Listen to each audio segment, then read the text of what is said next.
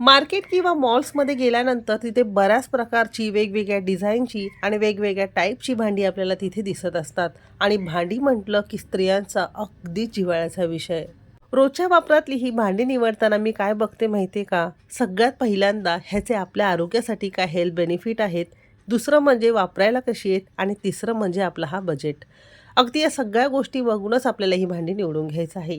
तर आज मी तुमच्यासाठी माझ्या छोट्याशा लोखंडी भांड्यांचं एक कलेक्शन शेअर करणार आहे. म्हणजे लोखंडी भांडी घरामध्ये आणल्यानंतर ती वापरायची कशी, नवीन लोखंडी तवा डोसा किंवा चपाती बनवण्यासाठी कसा तयार करायचा. आता तुमच्यापैकी बरेच जण नवीन डोसा तव्यावर सुरुवातीला डोसा बनवायला घेतात, पण सुरुवातीचे काही डोसे यावर चिकटतात. हे चिटकू नये ह्याला सिझनिंग कसं करावं किंवा डोसा बनवण्यासाठी तवा कसा तयार करावा, लोखंडी तव्याबरोबरच लोखंडी कढईसुद्धा कशी वापरायची, याला सुद्धा कसं तयार करायचं आणि यामध्ये वेगवेगळ्या लोहयुक्त आणि आयनयुक्त भाज्या कशा तयार करायच्या, हे सगळं भरपूर टिप्ससह तुमच्यासोबत हा व्हिडिओ मी शेअर केलेला आहे.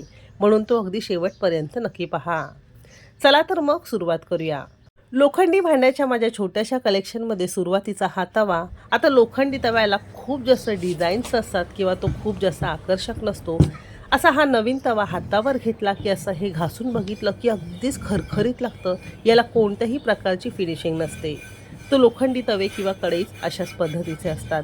जसजसं तुम्ही हे भांडी वापरत जाल तसतसं हे गुळगुळीत होत जातं.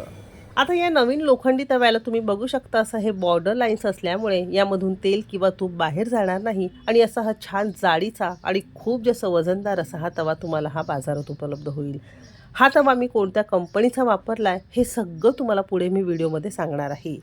सगळ्यात पहिल्यांदा पहिली स्टेप म्हणजे हा नवीन तवा आपल्याला सिझनिंग कसा करायचा किंवा हा तयार कसा करायचा डोसा बनवण्यासाठी. स्टेप पहिली म्हणजे बाजारातून लोखंडी भांडी किंवा असा हा तवा आणल्यानंतर त्याला स्वच्छ आपल्याला करून घ्यायचं आहे.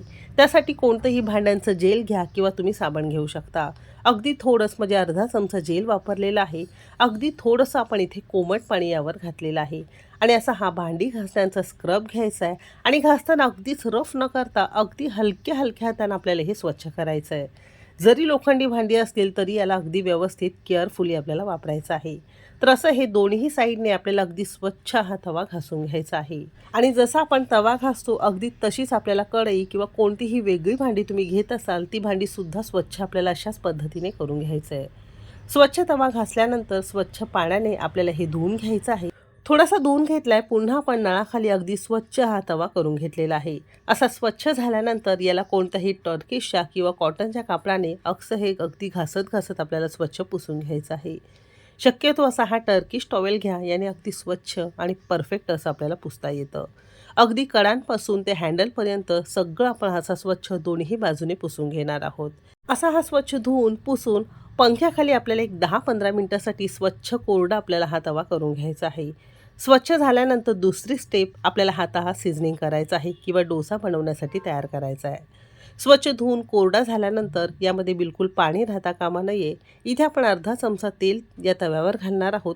रोजच्या वापरातलं तेलच आपण इथे वापरलेलं आहे. कांद्याने किंवा अशा या ब्रशने किंवा हाताने सुद्धा तुम्ही हे तेल संपूर्ण तव्यावर आपल्याला ग्रीस करून घ्यायचं आहे किंवा असं हे लावून घ्यायचं आहे. लोखंडी भांडी सुरुवातीला जेव्हा तुम्ही बाजारातून आणताना तर याला हवं तितकं तेल पाजायचं आहे. जितकं तुम्ही याला तेल पाजाल तितका तुमचा तवा अगदी परफेक्ट असा तयार होईल. तुम्ही ते बघू शकता, फक्त अर्धा चमचा तेल आपण इतक्या तव्याला पाजलेलं आहे. लोखंडी तव्याला कोणतंही कोटिंग नसल्यामुळे अगदीच रफ असतो. मग त्याला असं सिझनिंग करण्यासाठी किंवा तयार करण्यासाठी तेल आपल्याला पाजायचं आहे. साधारणतः 1/2 चमचा आपण याला तेल व्यवस्थित पाजून घेतलेला आहे. आता हा तेल लावलेला तवा आपल्याला डायरेक्ट गॅसवर ठेवायचा आहे. तर तुम्ही इथे बघू शकता आपण गॅसवर ठेवलेला आहे. अगदी संपूर्ण तव्याला आपण तेल लावून घेतलेलं आहे. आता काय करायचं आहे, मध्यम आचेवर अगदी धूर येईपर्यंत आपल्याला हा तवा छान गरम करून घ्यायचा आहे. लक्षात असू द्या, मोठ्या आचेवर न करता आपल्याला फक्त मध्यम आचेवरच हा तवा चांगला गरम करून घ्यायचा आहे सुरुवातीला. तुम्ही इथे बघू शकता असं हे मध्यम आचेवर 5-6 मिनिटं झालेली आहेत आणि तव्यातून छान धूर यायला सुरुवात झालेला आहे. आता या स्टेजला आपण गॅस बंद करणार आहोत आणि हा तवा आपल्याला संपूर्ण थंड करून घ्यायचा आहे. लक्षात असू द्या, डोसा बनवण्यासाठी अशाच पद्धतीने आपल्याला हा डोसा तवा तयार करून घ्यायचा आहे. तवा थंड होईपर्यंत इथे आपण इडली डोशाचं बॅटर बघणार आहोत. आता थंडी पावसाच्या दिवसात सुद्धा इडली डोशाचं बॅटर कसं फर्मेंट करायचं तुमच्यासोबत मी शेअर केलेलं आहे, किंवा तुम्ही फक्त डोशाचं बॅटर सुद्धा वापरू शकता. सगळ्यांच्या लिंक खाली डिस्क्रिप्शनमध्ये दिलेले आहे, तिथे जाऊन तुम्ही हे इडली डोसा बॅटर तयार करू शकता. लागेल तितकंच आपण एक 5-6 पळ्या यामध्ये पीठ काढून घेतलेलं आहे. चवीपुरतं मीठ घालणार आहोत. तुम्ही तुमच्या चवीनुसार मीठ घालू शकता. छान एकजीव करून घ्यायचं आहे. बस इतकीच कन्सिस्टन्सीच आपल्याला डोसा बनवण्यासाठी पीठ हवं आहे. खूप जास्त पातळ नाही किंवा खूप जास्त सैलसर नाही. आणखीन एक महत्त्वाची टीप, इडली डोशाचं बॅटर जरी फ्रीजमध्ये तुम्ही ठेवताय तरी त्याला अगदी रूम टेम्परेचरवर करून घ्यायचं आहे, म्हणजे अगदी साधं करून घ्यायचं आहे आणि नंतरच त्याचे डोसे तुम्हाला तव्यावर घालायचं आहे. अगदीच थंड थंड तुम्ही डोसा बॅटरचं हे तव्यावर घालाल तर डोसे तव्याला चिटकून बसतील. ही खूप खास टीप आहे, लक्षात असावी. तर असं हे पीठ आपलं डोसा बनवण्यासाठी तयार आहे. दुसरीकडे आपला तवासुद्धा हलका फुलका कोमट झालेला आहे. अगदीच थंड नाही केला तरी चालेल, पण असा हा हलका फुलका कोमट झालेला आहे. आता गॅस आपण पुन्हा चालू केलेला आहे. आता मोठ्या आचेवर आपल्याला चांगला धूर येईपर्यंत हा तवा गरम करून घ्यायचा आहे. तव्याला सुरुवातीला लावलेलं तेल असं हे ब्रशने किंवा कांद्याने आपल्याला छान पसरून घ्यायचं आहे आणि यावरच आपल्याला हा डोसा घालायचा आहे. लक्षात असू द्या, दुसऱ्यांदा जेव्हा तुम्ही हा तवा गरम करून घेताय तेव्हा गॅसची फ्लेम मोठी असावी आणि छान धूर येईपर्यंत आपल्याला हा तवा चांगला गरम करून घ्यायचा आहे. आणि गरम तव्यावर एक 2 ते 3 पळी आपण बॅटर घातलेला आहे आणि गोल गोल गोल गोल फिरवत असा हा छान पातळ डोसा घातलेला आहे. डोसा एकदा घातल्यानंतर गॅसची फ्लेम आपल्याला मध्यम करायची आणि मध्यम आचेवर एक 5-6 मिनटं बिलकुल याला हात लावायचं नाही. असंच आपण याला आता सोडून देणार आहोत. डोशाला हवं असेल तर झाकणसुद्धा तुम्ही लावू शकता. तर तुम्ही इथे बघू शकता, मध्यम आचेवर साधारणतः 5 मिनटं आपण याला चांगले एका बाजूने भाजून घेतलेलं आहे. बाजू थोडीशी तुम्हाला इथे सुकी किंवा कोरडी दिसत असेल असा हात लावून बघितला की. आता काय करायचं आहे, नवीन तवा असल्यामुळे सुरुवातीला एक 10-12 डोशांसाठी तुम्हाला असं हे तेल यावर लावून घ्यायचं आहे. जितकं तुम्ही याला तेल पाजाल तितका हा डोसा तवा तुमचा अगदी परफेक्ट असं काम करेल. असं हे छान सुकल्यानंतर अगदी अलगद अलगद कडा आपल्याला डोशाच्या मोकळ्या करून घ्यायचा आहे आणि अगदी परफेक्ट असा हा डोसा तुमचा तयार होईल. तुम्ही इथे बघू शकता, अगदी अलगद अलगद आपल्याला हा काढून घ्यायचा आहे. दुसऱ्या बाजूने हवं असेल तर भाजू शकता. मला तुम्हाला दाखवायचा होता दुसऱ्या बाजूने कसा झाला आहे, म्हणून मी ही बाजू उलटून घेतलेली आहे. तर असा हा खूप जास्त क्रिस्पी, कुरकुरीत आणि आयनने भरपूर असा हा कुरकुरीत पेपर डोसा तुमचा खाण्यासाठी तयार झालेला आहे. खूप जास्त परफेक्ट आहे. तसा हा डोसा पॅन कसा सिझनिंग करायचा आहे मी तुमच्यासोबत शेअर केलेला आहे. तुम्हीसुद्धा असं नक्की करू शकता. लोखंडी भांडी किंवा लोखंडी तव्याचं कसं असतं माहिती आहे का, जितकं तुम्ही हे वापराल तितकं यावर डोसा अगदी परफेक्ट तयार होतो.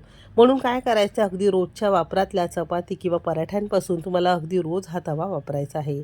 जेव्हा जेव्हा सुरुवातीचे एक 10-12-15 डोसे करताय ना, तेव्हा ह्याला ब्रशने किंवा कांद्याने असं तेल लावून घ्यायचं आहे आणि नंतरच यावर आपल्याला डोसे घालायचे आहे. सुरुवातीचं 1 महिनाभर तरी तुम्हाला असंच करायचं आहे. जसजसं तुम्ही हे वापरत जाल तसतसा हा डोसा पॅन अगदी नॉनस्टिकसारखा तयार होतो आणि खरखरीत बाजूसुद्धा अगदी गुळगुळीत अशी आपली तयार होते. तो दुसरा डोसासुद्धा आपण यावर घातलेला आहे. तुम्ही इथे बघू शकता, थोडीशी बाजू सुकल्यानंतर सारख्याच पद्धतीने थोडी कोरडी झालेली आहे आणि बाजू आपण याची उलटणार आहोत. आणि जसजसे तुम्ही यावर डोसे करत जाल तसतसे डोसे तुमचे अगदी छान आणि परफेक्ट असे तयार होतील. तर तुम्ही इथे बघू शकता, असा हा दुसरा डोसासुद्धा आपण तयार केलेला आहे. थोडासा जास्त तुम्हाला कुरकुरीत हवा असेल तर आणखीन थोडा वेळ तुम्ही यावर ठेवू शकता. असे हे 2 डोसे आपण यावर तयार केलेले आहे. वरचा डोसा थोडासा गरम असल्यामुळे खालचा डोसा मी तुम्हाला इथे काढून दाखवते. तुम्ही इथे बघू शकता किती परफेक्ट आहे. बिलकुल रंग याचा जास्त बदललेला नाही आणि छान जाळीदार लुसलुशीत असा हा डोसा तुमचा खाण्यासाठी तयार झालेला आहे. नारळाच्या चटणीबरोबर अगदी परफेक्ट आणि मस्त लागतो. एकदा नक्की करून पहा. आता मगाशी सांगितल्याप्रमाणे लोखंडी डोशाच्या तव्याबरोबर इथे मी लोखंडाची भाजीसाठी कढईसुद्धा घेतलेली आहे. कारण लोखंडी भांड्यांमध्ये भाजी किंवा पदार्थ केल्यानंतर त्याचे लोह गुणधर्म आपल्या शरीराला मिळतात.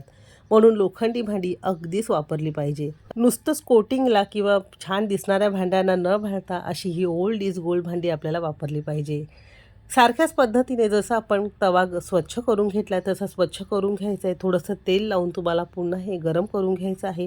जसं आपण तवा सिझनिंग केलेला आहे अगदी त्याच पद्धतीने कढईसुद्धा आपण सिझनिंग केलेली आहे. लोखंडी भांड्यांचं एक वैशिष्ट्य आहे, जितकं वापराल तितकी ती भांडी अगदी गुळगुळीत आणि परफेक्ट होतात. अशीच ठेवून दिली तर याला असा हा गंज लागतो. आता वापरायचं कसं, तर रोजच्या तुम्ही पोळ्या, पराठे किंवा थालीपीठं करता, ज्याला तुम्ही तेल किंवा तूप लावता, असे पदार्थ तुम्हाला या कढईमध्ये किंवा तव्यामध्ये करायचं आहे. जितकं तुम्ही या तव्याला किंवा कढईला तेल पाजत राहाल, तितका तुमचा हा डोसा तवा किंवा कोणतीही लोखंडाची भांडी जेवण बनवण्यासाठी अगदी परफेक्ट तयार होईल. आणि खास करून हा डोसा पॅन, तर असं हे मी तुमच्यासोबत शेअर केलेलं आहे. कोणत्या कंपनीचं आहे ते सुद्धा जाणून घेणार आहोत. India's number 1 healthy kitchenware brand आहे द इंडस व्हॅली. आता इंडस व्हॅलीची लोखंडी कढई किंवा तवा म्हणायला जाल तर 100% लोखंड आहे. यामध्ये कोणतीही भेळ मिसळ नाही. मी पर्सनली यांची भांडी नेहमी वापरत असते. तुम्ही कुकरसुद्धा बघितला याच कंपनीचा आहे. तर आजच्या आपल्या लोखंडी कलेक्शनबद्दल बोलू, म्हणजे कढई आणि लोखंडी तव्याबद्दल. तर 100% आयर्न आहे. यामध्ये कोणतीही भेळ मिसळ नाही. आता कढईबद्दल बोलायला जाल तर साधारणतः आता या लोखंडी कढईमध्ये अगदी अर्धा ते पाऊण किलो भाज्या, रस्सा भाज्या तुम्ही तयार करू शकता.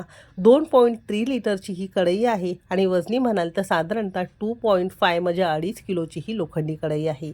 आणि डोसा तवासुद्धा म्हणायला जाल तर चांगला मोठा आहे आणि साधारणतः 3 किलोचा आहे. लोखंडी भांडी 100% आहे आणि छान वजनदार भांडी आपल्याला या कंपनीची मिळून जातात. 100% प्युअर भांडी आहेत. मी नेहमी वापरते म्हणून तुम्हाला मी ही भांडी घेण्याचं नक्की सजेस्ट करेन. 100% आयर्नने भरपूर असा हा लोखंडी तवा आणि कढईचा सेट जर तुम्हाला विकत घ्यायचा असेल तर डिस्क्रिप्शनमध्ये लिंक दिलेली आहे. त्या लिंकवर जर तुम्ही क्लिक करून ही भांडी विकत घेतली तर 12% सूट तुम्हाला मिळून जाईल.